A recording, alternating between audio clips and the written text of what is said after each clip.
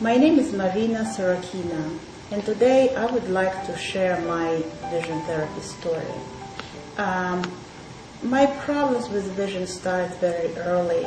I was 6 when my mother noticed that I'm crossing my eyes when I'm looking up from my dinner plate, or after writing or drawing on a paper.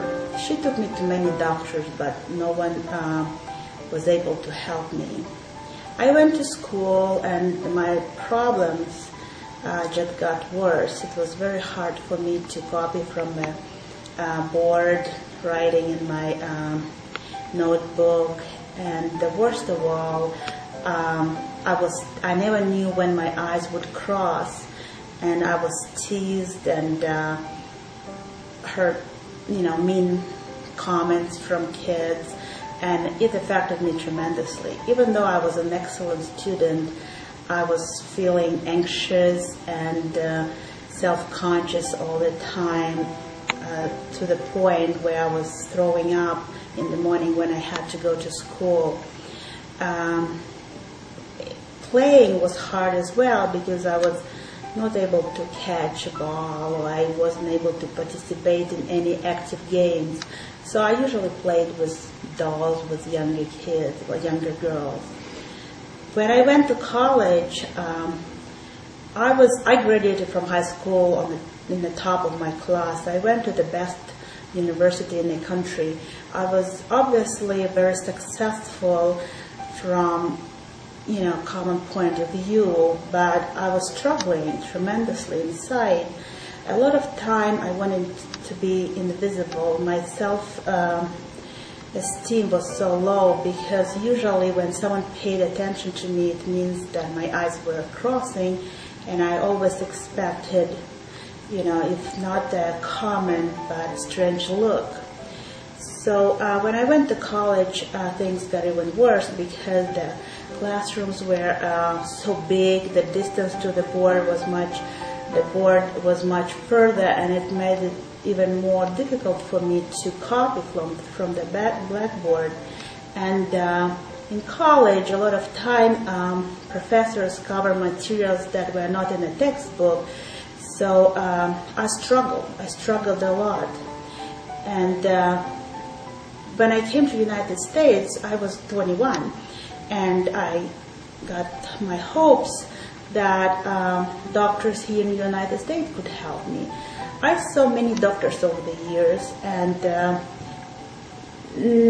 I was prescribed many different glasses, and I heard a lot of things from the doctors.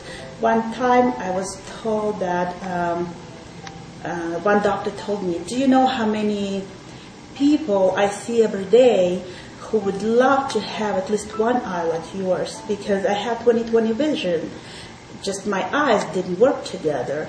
And I started having this feeling of guilt that I'm not even supposed to complain about my vision.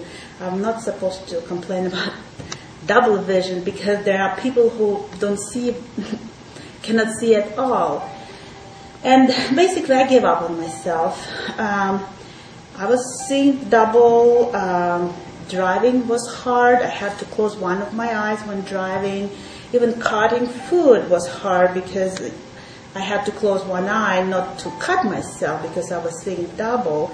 At the end of the day, a lot of time I would just sit in my living room, seeing how two sides of the room just come to each other, and I was always wondering what happens in the middle, where these two pieces of the room come together.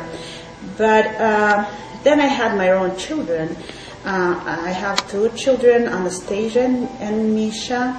And when I started noticing the same problem in my children, I just couldn't let it happen to my kids. I gave up on myself, but I would not give up on my children. Many doctors, many visits, no hope, no help. And it was getting very frustrated. I was determined to help my children. And finally, we met Dr. Bazin. When she examined my children and she heard my story, she just looked at me and she said, "Marina, you need vision therapy." And I was reluctant, not because I wasn't skeptical, I just lost hope. But I decided to give it a try just to see what my children would go through with vision therapy. And I decided to do the vision therapy myself. And that's where the miracles happened. It took some time, took about 1.5, 2 years for me to complete vision therapy. But after the first several sessions, I started noticing the difference. And a few months into the vision therapy, I started seeing 3D. First, it was a near object not too far away from me. Sometimes I would just be scared. All of a sudden, I see something like reaching for me, and then I could see deeper and deeper, and it was really amazing.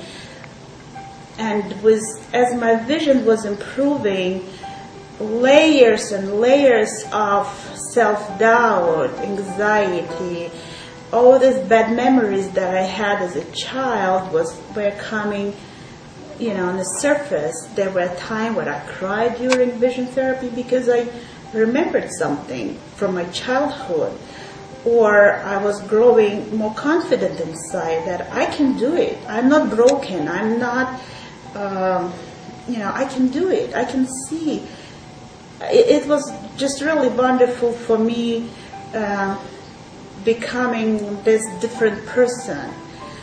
As my eyes were just locking together, I called it locking together, that I would see 3D, but a lot of time it was so much information, so much feelings that I would just get tired of it. There was times at the end of the day, I would love my eyes to unlock so I can go back into my flat, very boring world, but I couldn't. So there were periods of time when I was tired, very tired at the end of the day, very exhausted, but I could see that I'm making progress and better. And the best thing that happened to me toward the end of the vision therapy, I was able to see the depth of a sky. And that's where I cried, and when I think about it, all the time I want to cry because the sky is so beautiful. It's so beautiful, all these clouds, all this